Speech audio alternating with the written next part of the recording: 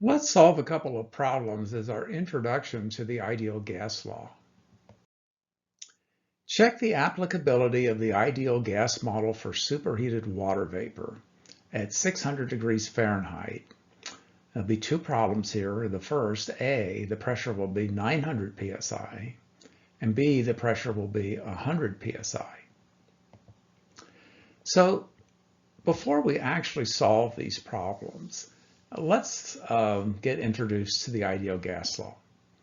The ideal gas law is stated and then generally read as PV equals nRT, where P is the pressure, V is the volume, N is the number of moles, R is the universal gas constant, and I've signified that as R sub U, and T is the absolute temperature. With the ideal gas law, we must always use absolute temperatures, either degrees Kelvin or degrees Rankine. Fahrenheit degrees and centigrade degrees will not work. They must be absolute temperature degrees. So the universal gas constant is just that. It is a constant. In English units, R is 1545, foot-pounds force per pound mole degree R. In SI units, R is 8.314 kilojoules per kilomole K. Now, many of us engineers generally don't like counting molecules and don't work with moles, so we'll leave that to the chemists. We prefer working with mass.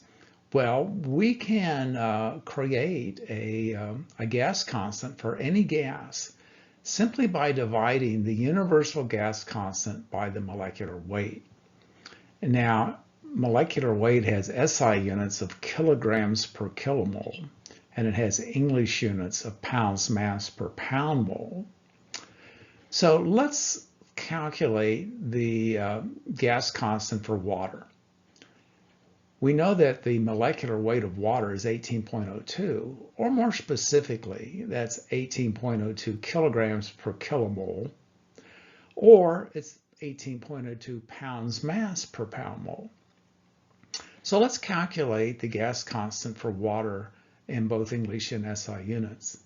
We can say that the gas constant for water is the universal gas constant divided by the molecular weight of water. Well, the universal gas constant is 1545 foot-pounds force per pound mole R. The molecular weight is 18.02 pounds mass per pound mole.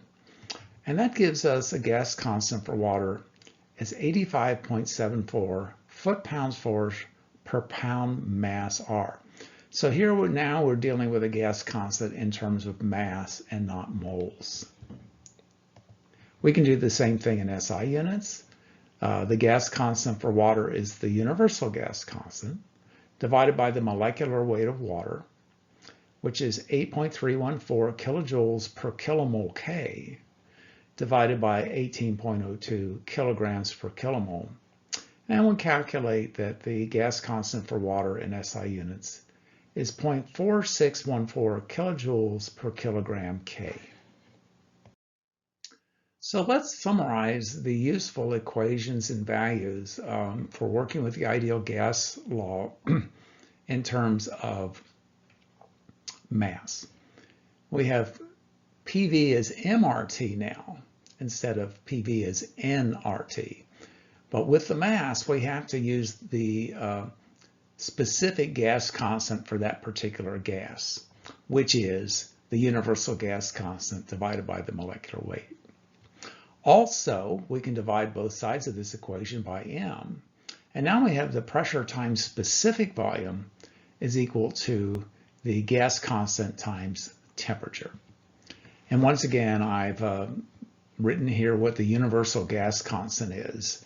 So we'll always be using the universal gas constant, and we'll divide by the molecular weight of the substance that we're working with to get this specific gas constant. So let's solve the problem we were given. We've got water vapor at 600 degrees Fahrenheit, 900 psi. Well, let's go to the water superheat table at this state. And we get a very accurate value for specific volume. It's 0.587 cubic feet per pound mass. So we know that this is an accurate value because the tables always give us our best answers. So let's try the gas law and let's see if we can determine whether or not water vapor at this state behaves as an ideal gas. So we have PV is RT, or the specific volume is RT over P. Remember, we must use temperature in absolute degrees. It was given as 600 degrees Fahrenheit. We must add 460 degrees to that to get it in degrees Rankine. So we'll take the temperature as 1060 R.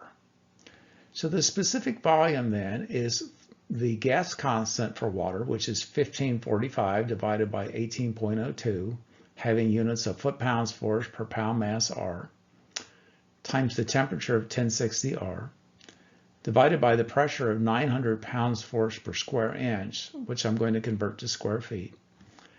And I calculate a specific volume by the ideal gas law of 0.701 cubic feet per pound mass. Well, comparing this value to the table value, we see that the gas law did not work well here at all. There's a 20% error. And so we can conclude that this state does not behave like an ideal gas. So in this particular case with water vapor, the ideal gas law is not applicable. So let's look at the second problem we were given. We have water vapor at 600 degrees Fahrenheit, the same temperature as before, but now at a much lower pressure of 100 psi. So we'll go to the water superheat table at 100 psi and 600 degrees Fahrenheit, and we find that its specific volume is 6.216 cubic feet per pound mass. So now let's apply the ideal gas law and we'll see if it's applicable. We have PV as RT, or the specific volume is RT over P. And again, we have to put the temperature of 600 degrees Fahrenheit in Rankine degrees.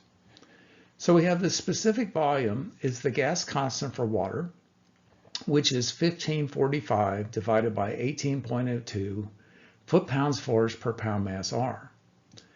Temperature is 1060 R. The pressure is 100 pounds force per square inch. I calculate that the specific volume is 6.311 cubic feet per pound mass. Well, the error here, the difference between these, is only 1.5%. So here the ideal gas model could reasonably apply to water vapor at this state. And what I have found in my experience is I generally do not regard water vapor to be an ideal gas. But clearly there are areas in the water vapor states that ideal gas law could apply to.